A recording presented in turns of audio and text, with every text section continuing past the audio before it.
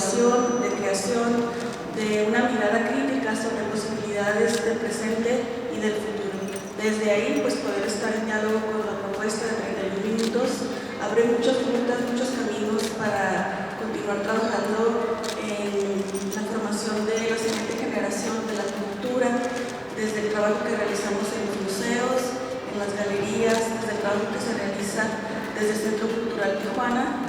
Desde ese lugar, pues les saludamos, agradecemos el gran esfuerzo que ha hecho el Museo Franz Mayer por estar acá en Tijuana. Agradecemos de manera particular a su directora, Giovanna Jaspersen, así como al curador de esta fantástica exposición. Bienvenidos al CECUM, José Delano y todo el equipo que ha estado trabajando acá desde hace ya varias semanas, pero sobre todo creo que tenemos varios meses diseñando esto con mucha alegría. Eso se los agradecemos y lo compartimos, porque hemos visto la gran alegría con la que han estado trabajando, pues todos los que han estado en sala. Bienvenidos a Tijuana. Bienvenidos al Centro Cultural. Anita, muchas gracias por las palabras, por darnos la bienvenida a Tijuana. Estamos muy contentos de estar acá. Nos han recibido increíble y la comida sobresaliente. Bien, tengo una pequeña historia que contarles, así que espero no ser tan largo. Primero voy a compartir contándoles de que Museo 31 nace a partir de celebrar los 20 años. Los 20 años del Centro Cultural La Moneda de Santiago nos invita, si no hay estación, se empieza a transformar esto en una especie de fenómeno, entonces nos invitan a hacer una exposición. 31 minutos jamás se había planteado hacer una exposición, y en este caso entro yo, me invitan a liderar la curatoría y la museografía de este proyecto. Si yo entro un poco como ajeno a observar lo que ha sido todo esto, estudiar lo que tenían, estudiar esta historia de los objetos, las colecciones, miles de cositas que tienen, y a inventar una especie de relato y experiencia espacial de lo que se empieza a transformar esto realmente en esta exposición que ya lleva 4 series. Se contarles que 31 minutos en estos 22 años ya ha hecho 4 temporadas de televisión con 68 capítulos, ha sacado 6 discos musicales, lleva ya 10 shows, entre los cuales 2 de ellos son obras de teatro, y 2 películas, una de ellas recién estrenada hace poco en Amazon. La exposición ha sido un verdadero éxito, tuvimos récord de visitas en Santiago, con 140.000 personas, en el France creo que cerca de 300.000 personas, en Conarte, en Monterrey cerca de 100.000, esperamos acá también tener muchas visitas. Y lo bonito de esto es que este gran éxito, de alguna manera, es fenómeno. A raíz de ese pequeño potencial se le entrega la comisión de desarrollar el proyecto. Ese potencial lo que ve es que por primera vez, por lo menos en Chile, había un programa infantil o una idea de programa infantil en que no mira en menos a los niños, que los maltrate, pero se entendía mucho que el programa infantil tenía que ser muy básico, muy simplón, multicolor, y que eso era suficiente. Entonces ellos de alguna manera tienen que decir, los niños hoy en día son mucho más que eso. Tienen un mundo, un universo interior enorme, y también, ¿por qué no reconocer que los adultos también todos llevamos un niño adentro? Entonces se enfoca en hacer un programa para ese gran niño, ¿cierto?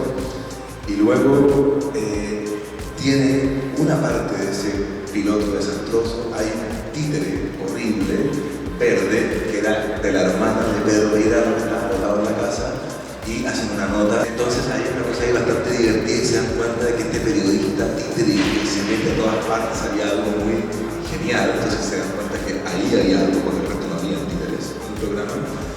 Y también había un presentador que era un pez, que estaba dentro de un pequeño bowl, y ellos querían hacer que el presentador fuese ya la cosa más ridícula posible. Entonces, ¿por qué no lo presentaba un pez mismo? Lamentablemente son los grandes creadores, Álvaro Díaz y Pedro Beirán, los cuidadores de animales no destacan, el pez se demora poco tiempo, así que se tiene que replantear quién va a ser el presentador. Y cuando les comisionan esto, entonces se dan cuenta de que el formato noticiero era un gran formato. El formato noticiero también se planteaba contar las historias que los noticieros nos estaban contando, y después también permitía poder generar notas muy distintas entre medio de ellas y a la vez criticar a la televisión. Ellos se dan cuenta que la televisión era muy sensacionalista, muy aburrida, entonces lo que hacen es como exacerbar eso y ser aún más sensacionalista, un poco criticando y burlándose de todo lo que era la televisión. Entonces aparece este nuevo presentador, Julio Triviño, nace ya por el primer capítulo, que es el personaje posiblemente más tarado que tenga 31 minutos, y eso es lo más divertido, es este vanidoso que no entiende nada de lo que presenta, pero es finalmente su ego suficiente para algo, y nos causa mucha risa, y van apareciendo entonces los distintos personajes que van creándose. Pero ellos después se dan cuenta de que no era suficiente dos personas muy iluminadas que desarrollaran todo esto. Entonces ahí hay una cosa muy linda, que expanden el equipo, invitan a mucha gente de distintos lados, artistas principalmente, de distintas especialidades, y se genera esto de la creación colectiva. Que se dan cuenta que el potencial tenía que ser colectivo. Son distintas cabezas con distintos talentos que tenían que crear esto, y así entonces esta colectividad pasa a crear el programa y a buscar qué lenguaje visual tenía que tener esto y qué contenido tenía que contener estas noticias. Los talleres de la exposición son verdaderas plantas recitadoras que van montando y creando estos personajes, y podemos ver en la exposición de que efectivamente está todo un poco en proceso. Luego entonces se pasa a crear lo del gran habitar de los mundos del personaje de 31 minutos, en los cuales retratamos a la humanidad completa. Tenemos desde el lado más bondadosos, los amables, los que comparten, hasta los mentirosos, los estafadores, los villanos. Entonces todo es el retrato, la gente conecta con eso porque se ve de que aquí no hay una mirada de arriba abajo, sino que es horizontal. Un poco nos vemos todos representados en este gran mundo, ¿no es cierto? Y luego, eso sí, teniendo las noticias, se empiezan a generar estos guiones de noticias, pero había algo que tenía que conectar todo eso, y se iluminan pensando también esto, que todos somos niños y que de alguna manera los niños hoy en día ya no tienen que tener música o soundtracks muy básicos. Se invita a Pablo y la Vaca, que es un músico de una banda rockera muy afamada en Chile, llamada Chancho Piedra, y se le invita a él y dice: ¿cómo podemos repensar esta música a los niños? Y él dice: oye, los niños hoy en día quieren hip hop, quieren funk, quieren pop, quieren rock. Entonces la música ya no era esta melodía básica y pasa a ser una música completamente cool. Y esta música, entonces, sin pensarlo nadie, ya no es la música del programa y pasa a ser tocada en las radios. Y la gente empieza a preguntarse: ¿qué son estos hits que tan increíbles? No, es de un programa televisivo infantil. ¿Cómo? Y ahí entonces la gente desde la música empieza a llegar y el programa se empieza a volver fenómeno para todo tipo de público. Ellos después son enormemente inquietos y se empiezan a preguntarse esto, cómo puede expandirse. Entonces llegan a crear una película, la película de 31 minutos filmada en 35 milímetros. Se van a todo tipo de escenarios externos, en una gran complejidad. La película no fue un éxito comercial, se logra ver una especie de bajón a través del fracaso, se replantea nuevamente qué puede ser esto. Y ahí aparece la idea de por qué no nos vamos y mostramos lo que está fuera de cámara en vivo. Hagamos unos shows en que veamos que esto ya no son solo títeres, sino que hay personas, hay músicos, hay tramoyas, hay todo tipo de personas que habitan y crean lo que es realmente un mundo de 31 minutos. Y ahí aparecen estos shows. Estos shows hoy en día son fenómenos, saliendo cada 1 o 2 años un nuevo show. Ahora tenemos Radio Guarico 2, que se viene de gira a México, va a estar principalmente todo abril de gira por México, para que sepan. Viene acá a Tijuana, así que podrán verlos, serán invitados, harán activaciones acá en el museo, así que para que estén atentos de esa visita. Y de alguna manera entonces empiezan a hacer este fenómeno aún mayor y termina sacando una película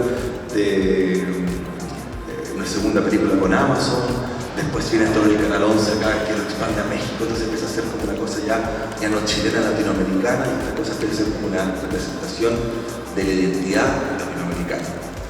Entonces esa posición lo que busca es un poco representar este fenómeno, esta cultura latina que es de todos, que de alguna manera no tiene un acento chileno, sino que tiene algunos modismos ahí seguro, y bastante, en verdad, pero intentamos de que sea bastante representante de la cultura latinoamericana.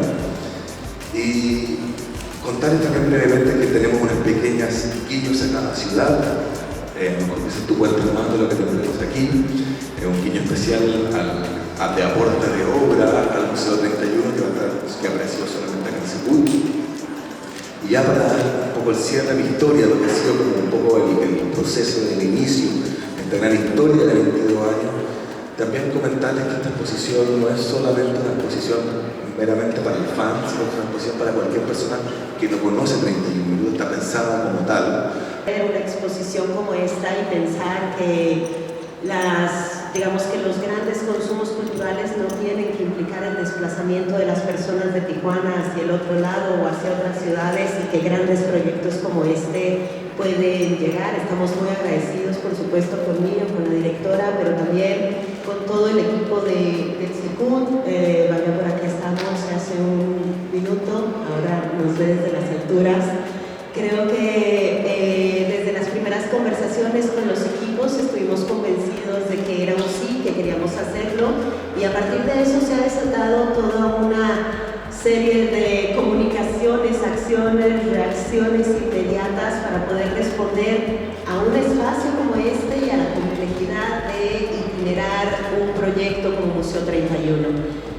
Yo personalmente llevo casi 20 años trabajando en museos, haciendo exposiciones, un poquito más de hecho, y creo que en pocas ocasiones se ha aprendido tanto acerca de los museos como con el Museo 31, lo cual parece un poco contradictorio porque mucho leemos acerca de museología crítica, de lo que significa hacer o estar en un museo en el mundo contemporáneo. Y cuando uno ve las salas y ve la manera en la que se vinculan las personas delante de su memoria reciente, es tan estremecedor como inspirador, ¿no? El poder ver 3 generaciones en un mismo espacio, vinculándose a través de la risa, a través del gozo, a través de la música o la danza, y comprender que en realidad justo tenemos lenguajes comunes que nos pueden acercar a través de otro tipo de expresiones, y que hacer museo no siempre debe ser desde la solución contemplativa, unidireccional, o desde la carga de la pedagogía en el que tenemos que ir a un espacio para aprender, para leer, y tenemos que salir habiéndose modificado en determinado momento de nuestra percepción. Creemos que Museo 31 nos enseña muchísimo acerca de la comunidad y la manera en la que las personas nos podemos unir a través de elementos comunes que parecen muy simples, que parecen muy vagos, como puede ser un gesto, como puede ser una sonrisa frente a un personaje, o como puede ser un recuerdo de la infancia remota o del pasado reciente. Finalmente, a las personas sí nos duelen las mismas cosas, pero también en muchas ocasiones nos hacen reír las mismas cosas, y poder regresar a eso en lugar de a la herida es también una manera, creemos, de sanar. José lo decía ahora en relación a la historia de 31 minutos, cómo es en realidad un proyecto de comunidades. Creo que quienes los hemos visto en el escenario o hemos convivido con ellos de manera cercana nos damos cuenta de que en realidad esto, más allá de ser una expresión ligera en el que se dice, bueno, es un proyecto de comunidades como sin mucho fondo, cuando lo vemos suceder en el escenario y cuando lo vemos ver en la construcción de la sala, nos damos cuenta cómo hacer comunidad no significa únicamente estar juntos en un sitio, sino también encontrar el sitio exacto en el que te debes de colocar para que esa gran máquina funcione. A mí, cada que volvemos a montar el museo, esta es la 3ª vez que lo montamos en México, me impresiona mucho cómo es un proyecto en el que cada una de las personas tenemos un sitio específico en el que tenemos que facilitar algo y construir algo, y cómo el resto de las piezas nos vamos alineando para que eso pueda suceder. Y eso que sucede en sala es tremendo.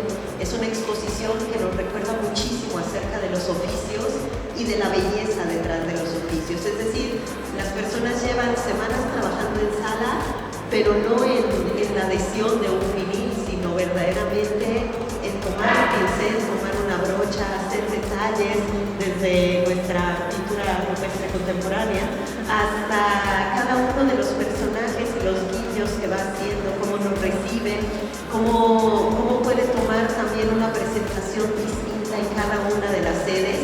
En esta sede nos emociona mucho que ya vemos materiales de Tiny Desk, que ya vemos materiales de la más reciente película, que son materiales que no tuvimos en Ciudad de México, que no se tuvieron en Monterrey, y que Tijuana es la primera sede que las va a mostrar.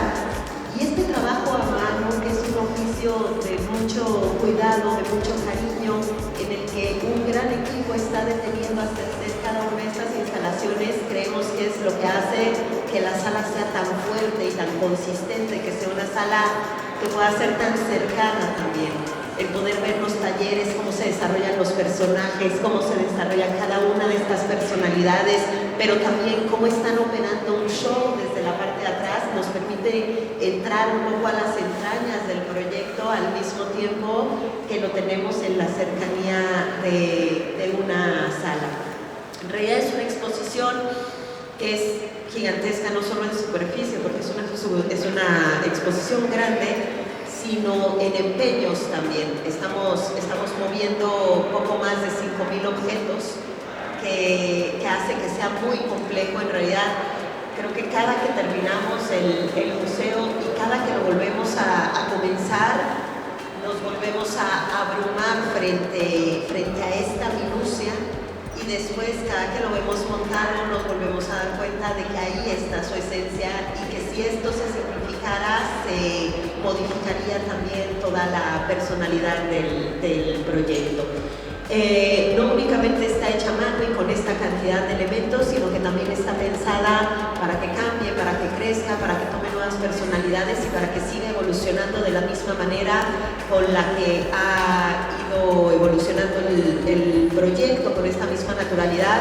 Y creo que ahí el trabajo que ha hecho José, no solo desde la parte creativa y su imaginación que siempre nos propone una nueva exposición, sino también desde la apertura al cambio y la disposición para que el proyecto vaya tomando su propio ritmo en cada una de las sedes, y para que lleguemos a descubrir en Tijuana un museo distinto al que tuvimos en Monterrey, o al que tuvimos en Ciudad de México, o al que vimos en la ciudad de Santiago. Y esto, aunque parezca una obviedad, no sería posible sin un ejercicio de voluntades tremendo, y de voluntades por una parte de los equipos directivos y de las distintas instituciones, el equipo directivo de Aplapla, la productora de 31 Minutos, y del equipo creativo, por supuesto del Secud, la disposición de José de volar de Berlín a México cada que volvemos a imaginar una sede, pero también de todas las personas que están en sala y que finalmente decidir hacer algo como esto fuera de Ciudad de México implica también dejar su vida, dejar su rutina, desplazarse, cambiar sus horarios, trabajar por jornadas hiper extendidas durante semanas para que hoy pueda ser una realidad.